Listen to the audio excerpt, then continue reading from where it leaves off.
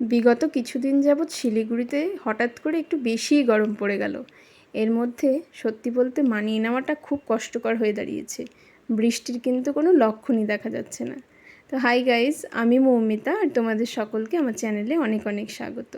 তো তোমরা যারা শিলিগুড়ির রয়েছো তারা কিন্তু প্রত্যেকেই হয়তো এটা অনুভব করছো যে কিছুদিন যাবৎ শিলিগুড়িতে একটু বেশিই গরম পড়েছে আর বৃষ্টি খুব একটা দেখাও যাচ্ছে না। অন্যান্য অনেক জায়গায় কিন্তু বন্যা হয়ে চলছে, আর শিলিগুড়িতে একেবারে বৃষ্টির নামগন্ধই নেই বললেই চলে। হঠাৎ একটু মেঘলা হলেও আবার কিন্তু সেই গরমটা রয়েই যাচ্ছে, মানে মেঘলা হচ্ছে বলে যে একেবারে গরম কমে যাচ্ছে সেরকমটা কিন্তু না। তা বেশ কিছুদিন হয়ে গেছে আগের বেড কাভারটা বিছানাতেই বিছানো ছিল, তো ভাবলাম আজকে একটু বেড কাভারটা চেঞ্জ করে নিই। তো এই হালকা কালারের বেড কাভারটাই ভাবলাম আজকে পাতি, কারণ যত বেশি গরমের দিন হবে তত বেশি কিন্তু হালকা কালারের বেড কাভারটাই বেশি ভালো লাগে। আর দেখবে হালকা কালারের বেড কাভারে না গরমটাও যেন অনেকটা কম লাগে। একটা জিনিসের অনুভব আমি করেছি, জানি না তোমাদের সেই কথার সাথে একমত হবে কি না, তবে আমি দেখেছি বাড়িঘর যতই সুন্দরভাবে সাজানো থাকুক না কেন, হয়তো অনেক কিছু লাক্সুরিয়াস জিনিস থাকতে পারে, অথবা হয়তো অনেক সুন্দর করে ইন্টেরিয়ার ডিজাইনার দিয়ে সাজানো থাকতে পারে, বা আরও অনেক ফ্যান্সি জিনিস থাকতে পারে, লাক্সুরি থাকতে পারে, তবে সেই বাড়িতেও কিন্তু অনেক সময় শান্তি পাওয়া যায় না, ভালো লাগে না।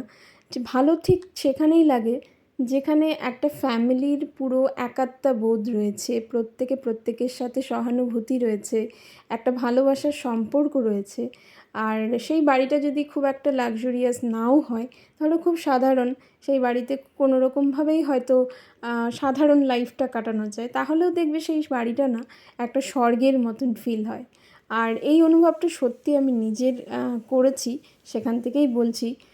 হতে পারে হয়তো অনেকের কাছে সেইটা একমত নাও হতে পারে, তবে আমি পার্সোনালি সেই জিনিসটা কিন্তু খুবভাবে ফিল করেছি। হ্যাঁ, এটা ঠিক যে বেঁচে থাকার জন্য কিছু নিত্য প্রয়োজনীয় জিনিসের প্রয়োজন রয়েছে, সেটা আমিও মানি। বেঁচে থাকতে গেলে কিছু এসেনশিয়াল জিনিসের দরকার রয়েছে, তবে তার বাইরের যে এক্সট্রা লাক্সুরিগুলো সেগুলো যদি পাওয়া যায় লাইফে তাহলে খুবই ভালো। যদি নাও পাওয়া যায় কিন্তু সেখানে যদি শান্তি থাকে, দেখবে ওই ছোট ছোট একটু কষ্টগুলোও কিন্তু অনেকটা বেশি অ্যাডজাস্ট করে নেওয়া যায়। সবশেষে একটাই কথা, আসলে সম্পর্কটাই কিন্তু আসল। তো সম্পর্ক যেখানে ভালো থাকবে, সকলে মিলেমিশে যেখানে থাকবে, সেখানে সবটাই ভালো লাগে। আর যদি সম্পর্কগুলো ভালো না থাকে, বা সবাই যদি একজন আরেকজনের সাথে সহানুভূতিশীল না থাকে, তাহলে যতই কিছু লাক্সুরি দাও না কেন, কোনোটাই কিন্তু ভালো লাগে না। তা আজকে আমি একটু ইনডোর প্ল্যান্টের জন্য কাটিং করছিলাম। তো এর আগের একটা শর্ট ভিডিওতে তোমাদের দেখিয়েছিলাম যে আমি এই মানি প্ল্যান্টের স্ট্রিমটা ওপরে ছাদের থেকে নিয়ে এসেছিলাম এটাকে লাগাবো বলে। তো এই কয়দিন আর না আমার টাইমই হয়নি যে এটাকে আমি ভালো করে যত্ন করব। তাই এই কয়দিন আমি শুধুমাত্র এই কফি মগটার মধ্যে অল্প জল দিয়ে রেখে দিয়েছিলাম। তা আজকে ভাবলাম এটাকে একটুখানি গ্রো করার জন্য আলাদা করে কাটিং করি। তো আমার ঘরে না একটা পুরনো আচারের জার ছিল, তো ওটাকেই আমি ভালো করে ধুয়ে নিয়েছি। ধুয়ে তারপর ভাবলাম ওটার মধ্যেই আমি মানি প্ল্যান্টের এই চারাগুলোকে গ্রো করি। আগে না আমার জানলাতেই একটা হ্যাঙ্গিং প্ল্যান্টের মধ্যে, মানে প্ল্যান্টারের মধ্যে একটা ভালো মানি প্ল্যান্টের গাছ ছিল, আর ওইটা অনেক দিন ছিল। তো তারপর ওটা একটু শুকিয়ে এসেছিলো, মানে আমার বিয়ের পর ভালো করে যত্ন হয়নি। তো পরে আবার ওই গাছটাকে ওপরে নিয়ে গিয়ে আলাদা আলাদা করে অনেকগুলো চারা লাগায়। তো এখন সেই গাছগুলো অনেকগুলো নতুন নতুন গাছ জন্মেছে, তবে আমার জানলার গাছটা কিন্তু খুলে ফেলা হয়েছে। তাই ভেবেছি আমার রুমটাকে আবার ভালো করে মানি প্ল্যান্টের কাটিং লাগিয়ে সুন্দর করে ডেকোরেশন করব। তো সেই কারণেই আজকে এই জারটার মধ্যে একটু ছোট্ট কাটিং আগে জলের মধ্যে গ্রো করার চেষ্টা করছি। যদি এটা ভালো করে গ্রো হয় তাহলে এখান থেকেই ধরো আরও বিভিন্ন রকম কাটিং নিয়ে নিয়ে সুন্দর করে লাগাতে পারবো। তো আমার এই সমস্ত গাছপালা কাটিং লাগাতে বা করতে, গাছের যত্ন করতে ভীষণ ভালো লাগে। তবে এখন হয়তো সবসময় অতটা আগের মতন করে সময় পাই না, তাই হয়তো আগের মতন অতটা করে গাছপালার পেছনে সময় দেওয়া হয় না, তবে আমার ভীষণ ভালো লাগে। আর গাছপালা দেখবে অনেকেই লাগায়, তবে অনেকের লাগানোটা কিন্তু সবসময় যে সুন্দরভাবে গ্রো হয় সেটা কিন্তু না। আসলে গাছপালাকে না অনেক সময় দিতে হয়, অনেক যত্ন করতে হয়। অনেকে রয়েছে শখে তো কিনে আনে অনেক টাকা খরচা করে, তারপর হয়তো ওই গাছটাকে সেইভাবে সুন্দর করে সময় দেয় না, যত্ন করে না, কিছুদিন পরে গাছটা মরে যায়, আবার একটা নতুন গাছ কিনে নিয়ে আসে। তো এরকম করলে কিন্তু অ্যাকচুয়ালি গাছ ঠিক মতন হয় না। গাছ যদি লাগাতে হয় সেই ক্ষেত্রে কিন্তু গাছকে একটু সময় দিতে হবে, গাছকেও কিন্তু ভালোবাসতে হবে, তবেই গিয়ে দেখবে সুন্দর করে একটা ছোট্ট বাগান তৈরি করা যায়। আর শুধু গাছ কেন, আমি মনে করি যে কোনো কাজ করতে গেলে মন থেকে করতে হয়, বা মন থেকে ভালোবেসে সেটার প্রতি আগ্রহ দেখাতে হয়।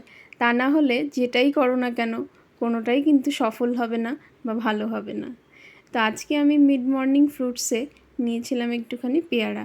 তো পেয়ারাটা না এমনি খেতে একদম ভালো লাগে না, সেই কারণে পেয়ারার মধ্যে একটু কাসুন্দ আর একটু সাদা লবণ আর তার সাথে একটু বিট লবণ দিয়ে ভালো করে মিশিয়ে নিলাম। তো আমি রিসেন্টলি একটু পেয়ারাটা বেশি খাচ্ছি, কারণ আমার একটু বর্তমানে কনস্টিপেশন বেশি হচ্ছে। তো পেয়ারা খেলে না কনস্টিপেশনটা অনেক বেশি ঠিকঠাক থাকে। তো তারপর আবার অনেকক্ষণ ধরে জল খাওয়া হয়নি, সেই কারণে প্রথমে আগে জলটা খেয়ে নিলাম, তারপরে কিন্তু পেয়ারা খাচ্ছিলাম। আমি জানি পেয়ারার বা ফল খাওয়ার আগ দিয়ে কিন্তু জল খেতে হয় না, তবে অনেকক্ষণ জল খাওয়া হয়নি, তো সেই কারণে আগে জলটা একটু খেয়ে নিলাম। তো তারপরে জানলার ধারে বসে একটু পেয়ারা খাচ্ছিলাম আর বাইরের দিকে ওয়েদারের দিকে তাকাচ্ছিলাম। তো আজকে তো বলেইছিলাম যে সকাল থেকে প্রচণ্ড গরম ছিল, মানে বিগত বেশ কিছুদিন যাবতই গরম ছিল।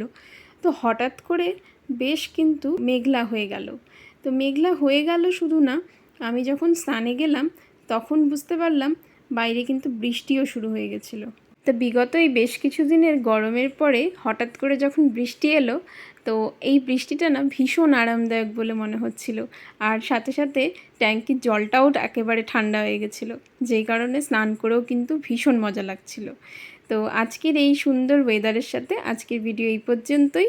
দেখা হচ্ছে নেক্সট ভিডিওতে, ততক্ষণের জন্য বাই বাই।